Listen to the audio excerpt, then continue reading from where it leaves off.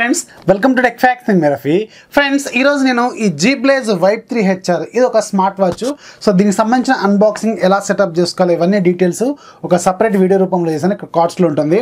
అలాగే దీని original cost ఇప్పుడు 2500 వరకు ఉంటుంది. మన ఛానల్ ప్రోమో కోడ్ యూజ్ చేసుకుంటే మీకు అరౌండ్ 1920 రూపాయలకు వస్తుంది. సో షిప్పింగ్ ఛార్జెస్తో కలిపి మీకు అరౌండ్ 2000 రూపాయలకి అయితే ఈ వాచ్ వస్తుంది. దీనికి సంబంధించిన డీటెయిల్స్ అన్నీ కూడా నేను ఆ వీడియోలో చెప్పాను. అలాగే ఆ వీడియో కింద డిస్క్రిప్షన్లో మీకు దీనికి సంబంధించిన ప్రోమో కోడ్ ఎలా కొనాలి ఇవన్నీ కూడా డీటెయిల్స్ దాంట్లో ఉంటాయి. ఒకసారి చెక్ చేయండి. ఇక ఈరోజు మనకు కొన్ని ఇంట్రెస్టింగ్ టెక్నిక్స్లో ఉన్నాయి. న్యూస్ ఏంటి అనేది చూసేద్దాం.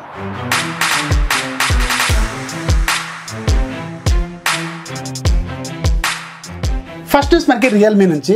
రియల్మీ ఫైనల్గా రియల్మీ 3ని మన ఇండియాలో మార్చి 4న తీసుకురాబోతుంది. సో దీనికి సంబంధించిన అఫీషియల్ పోస్టర్ అనేది ఈరోజు మాధవ్ అయితే ట్విట్టర్లో షేర్ చేశారు. అదే పోస్టర్ని నేను మీకు కమ్యూనిటీ ట్యాబ్లో పెట్టాను కదా, ఆ పోస్టరే. సో ఆ పోస్టర్లో సింపుల్గా డీటెయిల్స్ ఏంటంటే రియల్మీ 3 మార్చి 4న రాబోతుంది, మధ్యాహ్నం 12:30కి లాంచ్ ఈవెంట్ అయితే ఉంటుందని షేర్ చేశారు. సో ఇప్పటి వరకు రియల్మీ 3 మీద ఉన్న అవగాహన ప్రకారం నాకు తెలిసిన స్పెసిఫికేషన్స్ ప్రకారం అయితే ఇది మనకి మీడియాటెక్ హీలో P70 ప్రాసెసర్తో రాబోతుందని అఫీషియల్గా వాళ్ళే కన్ఫర్మేషన్ ఇచ్చారు. ఇక బ్యాక్ సైడ్ మనకి డ్యూయల్ కెమెరా సెటప్ అయితే ఉంటుంది. ఈసారి వీళ్ళు వెర్టికల్ డిజైన్లో ఆ కెమెరాలని ఫిక్స్ చేశారన్నమాట. ఇంత ముందు వరకు రియల్మీ డివైస్లో మనకి హారిజాంటల్గా ఉంటుంది కదా, సో దీంట్లో మాత్రం వీళ్ళు వెర్టికల్ డిజైన్లో తీసుకురాబోతున్నారు. సర్క్యులర్ ఫింగర్ ప్రింట్ సెన్సార్ అయితే ఉంటుందని అర్థమవుతుంది. 3.5mm హెడ్ ఫోన్ జాక్ కూడా కనిపిస్తుంది అక్కడ. సో ఎనీవేస్ ఇది ఒక మిడ్ రేంజ్ ఫోనే, మనకి 10,000 బడ్జెట్లోనే ఉండే అవకాశం అయితే ఉంటుంది. సో దీంట్లో ఎలాంటి కెమెరాలు ఉండబోతున్నాయి, స్పెసిఫికేషన్స్ ఏంటి, బ్యాటరీ ఏంటి, ఓఎస్ ఏంటి, ఇవన్నీ కూడా డీటెయిల్స్ అనేవి మనకి ఆ రోజే క్లారిటీ అయితే వస్తుంది. సో దీనికి సంబంధించి నేను కూడా మాధవ్ శ్వేత్కి ఒక ట్వీట్ అనేది చేశాను. సో మన ఛానల్ కూడా గుర్తించండి, మనకు కూడా ఒక రివ్యూ యూనిట్ పంపించండి. మనకు కూడా సబ్స్క్రైబర్లు యాక్టివ్ సబ్స్క్రైబర్స్ బెటర్గానే ఉన్నారు. రివ్యూ యూనిట్ని మనకు ఒకటి పంపించండి అని ఒక చిన్న రిక్వెస్ట్ అయితే పెట్టాను నేను. సో దానికి సంబంధించిన ట్వీట్ లింక్ కింద డిస్క్రిప్షన్లో ఇస్తాను. సో ఎవరైతే ట్విట్టర్ రెగ్యులర్గా ఫాలో అవుతుంటారో వాళ్ళు కొంచెం దాన్ని లైక్ చేయండి, అలాగే రీట్వీట్ చేయండి. ఒకవేళ మీ అందరి లైక్లు రీట్వీట్లు వాళ్ళు చూసి ఖచ్చితంగా మనల్ని కూడా గుర్తించి మనకు ఒక డివైస్ పంపిస్తే మాత్రం మన ఛానల్ అది ఒక సక్సెస్కి ఫస్ట్ మెట్ అయితే అవుతుంది. సో ఇదంతా కూడా మీ సపోర్ట్తోనే అవుతుంది. సో లింక్ అనేది కింద డిస్క్రిప్షన్లో ఇస్తాను, ఒకసారి చూడండి. రిలయన్స్ జియో ఈరోజు వాళ్ళ మై జియో యాప్లో ఎవరైతే లోన్స్ తీసుకుంటూ ఉంటారో డిఫరెంట్ ప్లాట్ఫామ్స్లో, సో ఈ లోన్స్ తీసుకునే వాళ్ళకి ఉన్న డౌట్స్ అన్ని క్లియర్ చేయడం కోసం, అంటే క్రెడిట్ కార్డులు ఎలా తీసుకోవాలి, క్రెడిట్ కార్డులో ఆఫర్స్ ఏముంటాయి, క్రెడిట్ కార్డు స్కోర్ ఏంటి, అలాగే మనకి ఈఎంఐ ఎలా కట్టుకోవాలి, లోన్స్ ఎలా ఉంటాయి, లోన్లో ఆఫర్లు ఏముంటాయి, ఇవన్నీ డిఫరెంట్ ఫైనాన్షియల్ డీటెయిల్స్ ఉంటాయి కదా. సో వీటిలో ఉన్న డౌట్లు క్లియర్ చేసేందుకు వీళ్ళు ఒక వీడియో చాట్ బోట్ని తీసుకొచ్చారు. చాట్ బోట్ అంటే ఆటోమేటిక్గా రిప్లై ఇస్తుంటుంది అనమాట. బోట్ అంటేనే ఆటోమేటెడ్ కదా. సో మీకు ఆన్సర్ ఏదైనా అడిగారు అనుకోండి, అది వీడియో రూపంలో మీకు ఒక ఆన్సర్ అనేది ఇస్తూ ఉంటుంది. మీరు ఏదైతే చార్జ్ చేస్తూ ఉంటారో సో ఆ డేటాని, అంటే ఫర్ ఎగ్జాంపుల్ మీకు ఒక లోన్కి సంబంధించిన డేటాని అడుగుతున్నారు అనుకోండి, సో దానికి సంబంధించిన డేటా అనేది వాళ్ళు వీడియో రూపంలో షేర్ చేస్తూ ఉంటారు. ఇది మీకు యాక్సిస్ బ్యాంక్తో వీళ్ళు టైఅప్ అయిపోయి తీసుకొచ్చారు. దీంట్లో ఇంట్రెస్టింగ్ పాయింట్ ఏంటంటే ఇక్కడ మనకి ఏదైతే బోట్ ఆన్సర్ ఇస్తుందో అక్కడ బోట్ ప్లేస్లో మనకు ఒక హీరోయిన్ ఉంటుందన్నమాట. ఆమె పేరు నిమికా రత్నాకర్. ఈమె ఒక కన్నడ యాక్ట్రెస్ అనమాట. అప్కమింగ్ హీరోయిన్, ఒక 3 సినిమాలు 4 సినిమాలు చేసినట్టుంది. సో ఈ యాక్ట్రెస్ ఫేస్తో మీకు ఒక బోట్ అనేది మై జియో యాప్లో కనిపిస్తూ ఉంటుంది. సో దాంట్లో మీకు ఏదైనా లోన్లకు సంబంధించింది కానీ, ఈఎంఐలకు సంబంధించింది కానీ, క్రెడిట్ కార్డులకు సంబంధించింది కానీ, ఇంకా ఎనీ ఫైనాన్షియల్ డీటెయిల్స్ అనేది మీకు కావాలంటే ఆ క్వశ్చన్ అనేది అడిగితే ఆటోమేటిక్గా మీకు రిప్లై ఇస్తుందని చెప్తున్నారు. ఈ ఇంటగ్రేషన్ అనేది మీకు మై జియో యాప్లో చేశారు. సో ఎవరైతే జియో ఫోన్ వాడుతున్నారో, జియో యాప్స్ వాడుతున్నారో, సో వాళ్ళు డైరెక్ట్గా మై జియో యాప్లో ఒకసారి చెక్ చేయండి. సో నేనైతే ఇక్కడ నాకు జియో సిగ్నలే రాదు, నేనైతే దాన్ని చెక్ చేయలేను. ఒకసారి చూడండి మీరు. సో ఒకవేళ వస్తే కింద కామెంట్స్లో రాయండి. నిన్న యూట్యూబ్లో ఉన్న దాదాపు 400 కంటే ఎక్కువ ఛానల్స్ని డిలీట్ చేసింది. ఈ ఛానల్స్ అన్నీ కూడా సేమ్ కేటగిరీ ఛానల్స్ అనమాట. సో ఎవరైతే చిన్నపిల్లల్ని యూజ్ చేసుకొని వీడియోలు తయారు చేస్తూ ఉంటారో, చిన్నపిల్లల్ని ఏదైనా పనులు చేపిస్తూ ఉంటారో, వాళ్ళని దోపిడీ చేయటం, శ్రమ దోపిడీ చేయటం, సో వాళ్ళని బాగా ఇబ్బంది పెట్టడం, ఇలాంటివి ఏవైతే చిన్నపిల్లల్ని బాగా చికాకు చేస్తారో అలాంటి ఛానల్స్ని దాదాపు 400 కంటే ఎక్కువ ఛానల్స్ని డిలీట్ చేశారని చెప్తున్నారు. అలాగే ఇంకా చాలా ఛానల్స్లో ఎవరైతే ఇలాంటి చిన్నపిల్లలతో ఇబ్బందులు పెడుతున్నారో చిన్నపిల్లల్ని, సో వాళ్ళకి కామెంట్స్ని డిలీట్ చేసిందని, ఆటోమేటిక్గా డిజబుల్ కూడా చేసిందని చెప్తున్నారు. సో వాళ్ళకి ఒక వార్నింగ్ అనమాట. సో చాలామంది యూట్యూబర్స్ ఉంటారు కదా, వాళ్ళైతే యూట్యూబ్కి కామెంట్లు కూడా పెడుతున్నారు, మేము ఎలాంటి చిన్నపిల్లల్ని ఎక్కువ ఇబ్బంది పెట్టలేదు, జస్ట్ ఒక వీడియో కోసమే చేశామని కామెంట్స్ అయితే పెడుతున్నారు. కానీ వాళ్ళు ఎవరిని కూడా లెక్క చేయట్లేదు, డైరెక్ట్గా డిలీట్ అని చెప్పేసింది, ఆటోమేటిక్గా వాళ్ళని డిలీట్ చేసింది. సో ఎవరైతే ఇలాంటి చిన్నపిల్లల మీద వీడియోలు చేస్తూ ఉంటారో వాళ్ళు కొంచెం జాగ్రత్తగా ఉండాలి. యూట్యూబ్ అనేది కొంచెం రూల్స్ని కొంచెం స్ట్రిక్ట్ చేస్తూ ఉంది. చిన్నపిల్లల్ని ఇబ్బంది పెట్టకూడదు, అలాగే చైల్డ్ పోర్నోగ్రఫీ ఇలాంటివి ఉంటాయి కదా, సో ఇలాంటివి మాత్రం బాగా స్ట్రిక్ట్ అయిపోయింది అనమాట ఇప్పుడు యూట్యూబ్లో. సో అందుకని మీరు ఎవరైనా ఇలాంటి చిన్నపిల్లల్ని యూజ్ చేసి యూట్యూబ్ ఛానల్స్ ఏమైనా ఉంటే మాత్రం వాటిని కొంచెం జాగ్రత్తగా మెయింటైన్ చేసుకోండి. మొన్న మన ఇండియాలో పుల్వామా అటాక్ జరిగింది కదా. సో మన ఇండియన్ సోల్జర్స్ చనిపోయారు. సో ఈ అటాక్ని కూడా మన ఇండియన్ పాలిటిక్స్ అనేవి ఒక టూల్ లాగా వాడుకున్నాయని చెప్తున్నారు. సో మన ఇండియాలో ఉన్న పొలిటికల్ పార్టీస్ ఏవైతే ఉన్నాయో వాళ్ళ ఈ సోషల్ మీడియా టీంలు ఉంటాయి కదా, ఈ టీం వాళ్ళు కావాలని మిస్లీడ్ చేస్తున్నారని చెప్తుంది వాట్సాప్.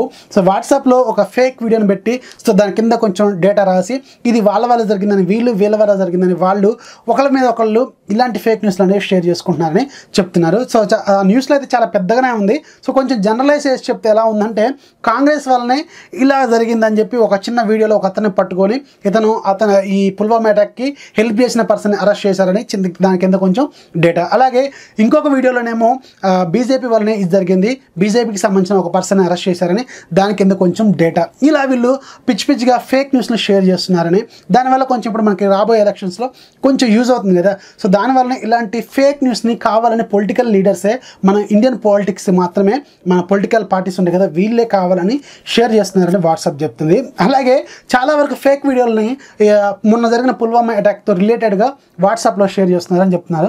ఫర్ ఎగ్జాంపుల్గా రీసెంట్గా చాలామంది స్టేటస్లో ఇరాక్లో ఒక బాంబ్ బ్లాస్ట్ జరిగింది ఒక వెహికల్ మీద. సో దాంట్లో ఆ బ్లాస్ట్ని తీసుకొచ్చి మన ఇండియాలో ఇదే పుల్వామా అటాక్ జరిగిన వీడియో అని చెప్పి చాలామంది షేర్ చేశారు, నాకు కూడా వచ్చింది. సో స్టేటస్లో కూడా పెట్టుకున్నారు. ఇక్కడ ఒక పాయింట్ మాత్రం క్లియర్గా అర్థం కావట్లేదు జనానికి. అక్కడ ఇరాక్లో జరిగిన వీడియోలో వెహికల్స్ అనేవి మనకి రైట్ సైడ్ వెళ్తున్నాయి, చూసారు మీరు ఆ వీడియోలు చూసే ఉంటారు. కానీ మన ఇండియాలో లెఫ్ట్ డ్రైవ్ ఉంటుంది, కానీ అక్కడ మాత్రం రైట్ సైడ్ వెళ్తుంది వెహికల్స్.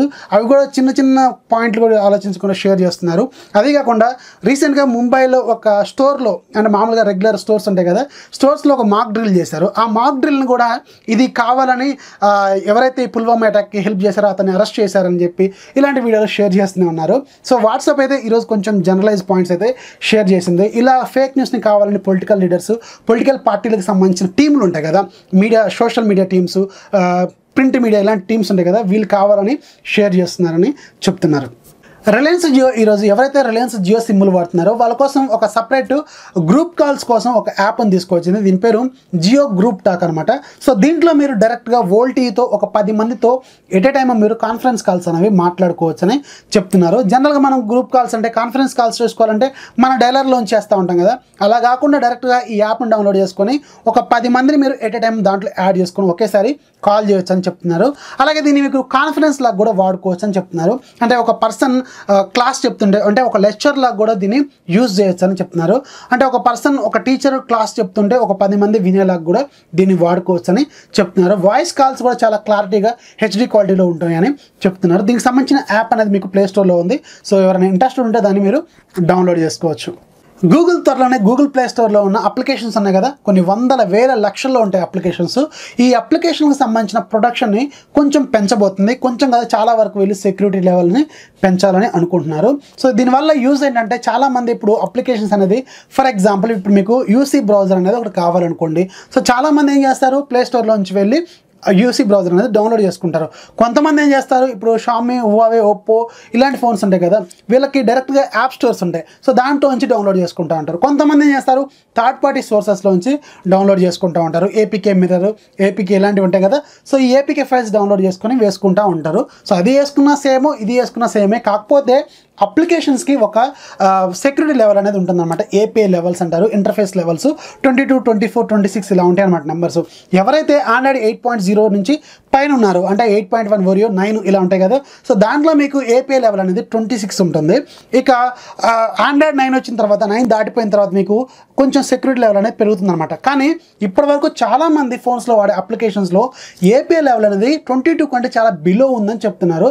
సో దీనివల్ల ప్రాబ్లం ఏంటంటే, ఎప్పుడైతే గూగుల్ ఈ ఏపీఐ లెవెల్స్ పెంచుకుంటూ పోతుందో సెక్యూరిటీ లెవెల్స్ని పెంచుకుంటూ పోతూ ఉంటుంది అనమాట. అప్పుడు ఏమవుతుందంటే థర్డ్ పార్టీ స్పైవేర్స్, మాల్వేర్స్ అనేవి ఈ యాప్లో డైరెక్ట్గా ఇన్వాల్వ్ అయ్యే అవకాశం ఉండదు. ఒకవేళ మీరు ఒక అప్లికేషన్ని ప్లే స్టోర్లోంచి డౌన్లోడ్ చేసుకున్నారనుకోండి, సో వాళ్ళు ఆ స్పైవేర్, మాల్వేర్ లేకుండా డైరెక్ట్గా ప్లే స్టోర్లో అఫీషియల్ కాబట్టి వాళ్ళు సెక్యూరిటీ లెవెల్ ఎక్కువ ఉంటుంది కాబట్టి దాంట్లో ఎలాంటి మాల్వేర్, స్పైవేర్ ఉండదు. ఇక మీరేం చేస్తారు, సేమ్ యూసీ బ్రౌజరే కదా, సో ఎక్కడి నుంచి అయితే ఏంటని చెప్పి వేరే దగ్గర నుంచి డౌన్లోడ్ చేసుకుంటారు. కానీ దాంట్లో సెక్యూరిటీ లెవెల్ 22 కంటే బిలో ఉందనుకోండి, దాంట్లో మాల్వేర్ స్పైవేర్ని థర్డ్ పార్టీ యూజర్స్ యాడ్ చేసే అవకాశం ఉంటుంది.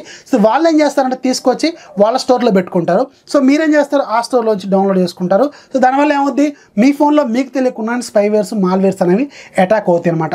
సో దీనివల్ల ఏమవుతుందంటే మీకు ఫోన్కి సెక్యూరిటీ అనేది తగ్గిపోతుంది. అందుకే ఇప్పుడు గూగుల్ ఏం చేద్దాం అనుకుంటుందంటే నవంబర్ 2019 నుంచి అప్లికేషన్ API లెవెల్ అనేది మినిమం 26 ఉండేలాగా చూడాలని ప్లాన్లో ఉంటుంది.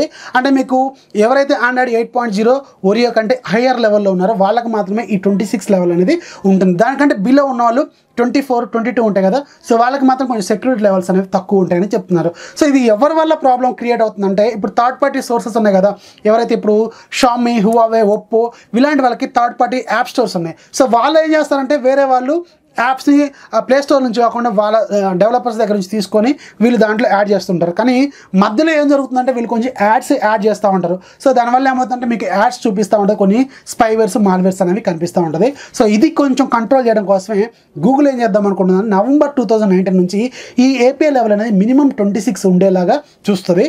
ఒకవేళ ఎవరైతే ఈ 26 మెయింటైన్ చేయట్లేదో వాళ్ళకి డైరెక్ట్గా మీకు గూగుల్ ప్లే స్టోర్లో నోటిఫికేషన్ వస్తుంది. సో మీరు వాడే అప్లికేషన్ చాలా ఓల్డర్ అప్లికేషను, దాన్ని అర్జెంటుగా డిలీట్ చేయండి, కొత్త అప్లికేషన్ మీరు ప్లే స్టోర్లోంచి ఇన్స్టాల్ చేసుకోండి అని ఒక వార్నింగ్ అనేది చూపిస్తుంది అనమాట. సో ఇది API లెవెల్స్ అనేది, ఇది మనకి నవంబర్ 2019 నుంచి అమల్లోకి రానుంది. ఇక ఈరోజు యాప్ ఆఫ్ ది డేలో మీకు ఒక మంచి కెమెరా అప్లికేషన్ గురించి సజెస్ట్ చేస్తాను. చాలామంది కెమెరా అప్లికేషన్స్ షేర్ చేయమని అడుగుతున్నారు. సో వాళ్ళకి ఇది యూజ్ అవుతుంది. దీని కాస్ట్ $280 ఈరోజు ఫ్రీగా ఉంది. ఇవాళ రేపు 2 రోజులు మాత్రమే ఇది మీకు ఫ్రీగా ఉంటుంది, ఆ తర్వాత ఎక్స్పైర్ అయిపోతుంది.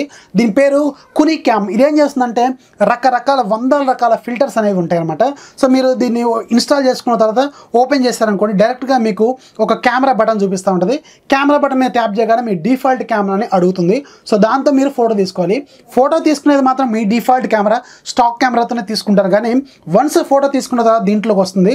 వచ్చిన తర్వాత మీరు రకరకాల ఫిల్టర్స్ అనేవి అప్లై చేసుకోవచ్చు, మళ్ళీ వాటిని అడ్జస్ట్ చేసుకోవచ్చు. సో నెంబర్ ఆఫ్ ఫిల్టర్స్ అనేవి దీంట్లో అవైలబుల్గా ఉన్నాయి. దీని కాస్ట్ $280 ఈరోజు ఫ్రీగా ఉంది. ఒకసారి చెక్ చేయండి. సో నేను ఆల్రెడీ మార్నింగ్ ఇన్స్టాల్ చేశాను, దీన్ని చెక్ చేశాను, చాలా బాగుంది. ఫిల్టర్స్ కూడా చాలా అడ్జస్టబుల్ అనమాట. అంటే మీరు ఫిల్టర్స్ మీరు అడ్జస్ట్ చేసుకుంటూ పోవచ్చు, చాలా బాగుంది. ఒకసారి చెక్ చేయండి. దీని లింక్ కింద డిస్క్రిప్షన్లో ఇస్తాను. సో ఇది ఫ్రెండ్స్ ఇవాళ వీడియో నచ్చితే లైక్ చేయండి, అలాగే మీ ఫ్రెండ్స్కి షేర్ చేయండి. మన ఛానల్ ఎప్పుడు సపోర్ట్ చేస్తుండండి. This is Rafi signing off. Bye bye.